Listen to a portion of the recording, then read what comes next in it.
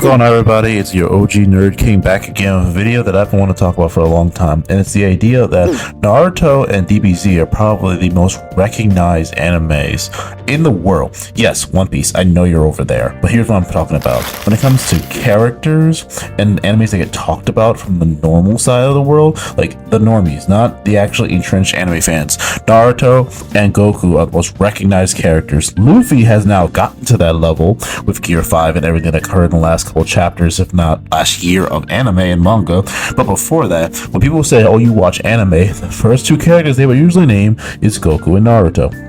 Now, the point of this is not to basically dash on One Piece, but it's to bring up the fact that, like, Naruto and DBZ are kind of like inheritors in a sense. Like, Naruto inherited the Will of Fire in a way from DBZ. The way that in the anime community, if you've been on TikTok, Twitter, etc., social media, you will see a lot of times, there was the, of course, meme of, but can he beat Goku, though? And that's kind of, faded away slowly but surely. There's still those diehards who will casually throw that phrase out there. But I think what we've come to now is that Naruto has started catching these strays. And what I mean by that is people will put Naruto up against random versus battles that I don't see any Naruto fans actually doing. Like, a lot of times people who are doing this are One Piece fans, Bleach fans. Like, they're trying to do this thing to, like, discredit Naruto in a sense, or like make him seem so weak to prop up their shows or other shows. And that's kind of what used to happen with Goku all the time. It's like, but can he be Goku? But can he be Goku? Like, everyone would kind of use Goku for the purpose of saying, well, your character's weak, so it's not as good as DBZ. But now we're kind of doing the reverse, where Naruto is catching strays for being like, this guy can beat Naruto, this guy can beat Naruto, and it's like, why is that the criteria for your show to be good, is that he can beat a ninja? Now, yes, I know good and well Naruto's not no average everyday ninja, but the point I'm making is that in the scale of things when it comes to the two characters, Naruto is still a human being. Like, he is just a human being who has an enhanced powers based on the world and, gifted a fox and tail beast chakra from other than tail beasts. Goku is an alien who has alien DNA, physiology, and of course the DNA of Zenkai boosts, and on top of the fact that the way he can manipulate ki, God ki, the list goes on. These two are not the same.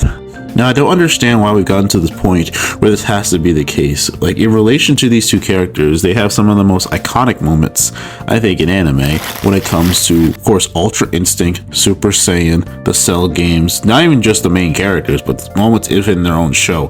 Naruto, of course, has, the arrival against Pain. He has the battle against Neji. He has the moment of Yataku, the final valley fight with Sasuke. Both of these characters have the very iconic moments, and one of the things that people love the most about both of these shows is their fight choreography. That's the thing about Naruto and DBZ. People watch for the fights. Now, you probably are wondering, what is this curse I'm referring to? And, like, what did I mean by how Naruto's kind of inherited it? Well, it's this discourse where we can't really talk about the flaws or strengths of either DBZ or Naruto. It's mostly been devolved into, can he beat XYZ main character to prop up your other show? Where I would say both Naruto and DBZ, of course, have their flaws. No real fan would be able to say they're perfect stories. But I think it's weird how when these two characters are mentioned in the anime community, they're either mentioned in three ways. One, they're goats. Two, they're weak. Or three, they can beat such and such. Like, that's kind of what we do. And I don't understand why we don't do that with other characters. Like, yes, Luffy has started to get a little bit of that. His people have been really silly with the whole Gear 5 nonsense. People think he can solo fiction. That's because people don't understand how the fuck Gear 5 works. Now, what this brings up to my major point is that we don't need to have your other show fight Naruto or Goku. It doesn't mean that your show or your story is overall better because you can beat out the most iconic people. It's kind of like schoolyard logic. It's like if you took the most popular people in the school and decided, you know what, I'm gonna become more popular than them by beating them up in a fight. But what does that get you? People just look at you like you're crazy because they had nothing to do with you. They weren't hurting you in any way. They weren't even impacting your life generally. And then you decided, you know what, I'm just gonna go up and punch them, and I'm gonna speed blitz them, and I'm gonna show how much better I am as a person or as a fighter or whatever, and that's gonna somehow make me popular. Now, there's a difference in, I would say, honest discussions when it comes to versus battles, because, that is a section of the anime community, a very loud and passionate section of the anime community that I would say I'm part of as well. But I think there's kind of gotten to the point where we're getting too ridiculous in some of these versus battles, where certain people just should not be here or even mention a fight. In fact, I had a previous video you should check out about how no one understands anime power systems, but I digress. When it comes to what I'm talking about today, people need to understand that beating Naruto or Goku in a fight, if you won a versus battle, and even let's say you win the argument, you say this character can beat Naruto or Goku, what does that really solve? What does that accomplish? That doesn't automatically make your show as goated as Naruto or DBZ. Now, my thing is that I've seen, and from talking to other members of the community, both on TikTok and of course Twitter, it's that beating these characters seems to be like a milestone. Like, this has to be like we've arrived, and I don't understand that. Like, especially with the big three. Like, of course, you've seen many of anime debates. It comes to Naruto, Ichigo, Naruto, Luffy, etc., the versus battling each other. We don't really care here. The point being is, like, Naruto out of the three of them is arguably the most recognized up until now. One Piece is clearly trying to take that ground, and probably say has, just for the fact that Naruto has ended. The Boruto manga is firing, but like compared to the anime, there's not really any new content coming out, so it's been kind of in the shut-in. And then the fact that the new episodes or reanimated stuff got canceled last year, we really have not been eaten well in the Naruto community. So we're kind of just sitting here absorbing and dealing with the One Piece hype, which is fairly earned. And then of course Bleach with the 1,000-year Blood War arc, also quite earned. But the point I'm making is that why do we have to diminish Naruto or take pot shots at Naruto when it's basically already done? Like, Naruto and Naruto Shippuden have been over since 2016. I don't understand why in 2024 we still have the power scale Naruto Uzumaki. Now, I know Goku's a bit different in this regard. Yes, DBZ ended a long time ago, and then you had, of course, GT, which is divisive, at say the least. But then Super started airing, and Goku has gotten a chance to, gain stronger. He's still the main character. He's still developing. So his power and his strength increases over time, so people can put him in new situations and new battles because his power has gone up comparatively to DBZ. And that's fine and dandy. I don't complain necessarily in that aspect.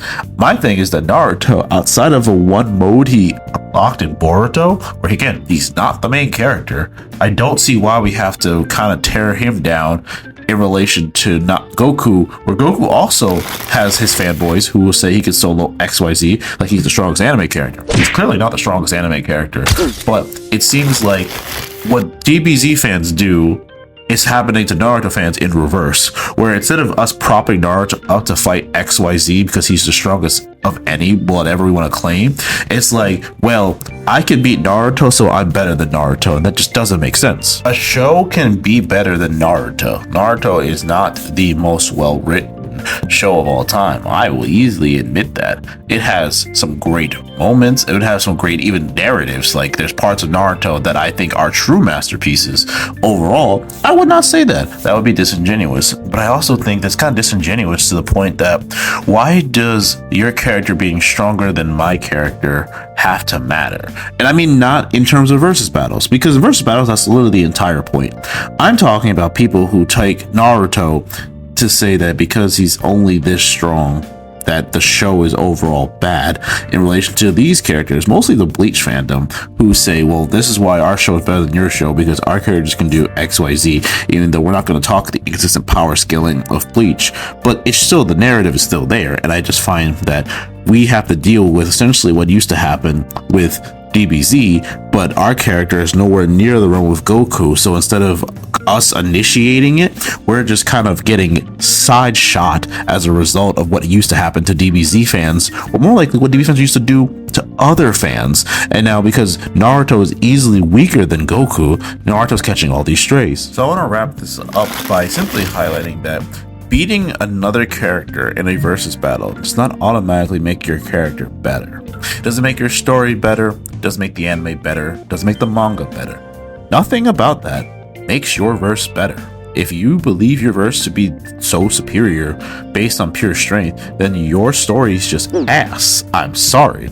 But the fact of the matter is that we never have to do that for Naruto. Naruto fans do not go around saying Naruto can solo XYZ, Naruto can beat up whoever we want to put in front of him. We just love the show because of what it represents and the messages within it, which we believe are better than others from a story element. If you want to argue story, that's a different debate, and I'll gladly debate anyone on Naruto's story and its themes, but to say that because you think you could argue that your character is stronger than Naruto doesn't make you better than Naruto. And in fact, it makes you the antithesis of everything that Naruto stands for and why your show and your character clearly aren't as good. See you guys later.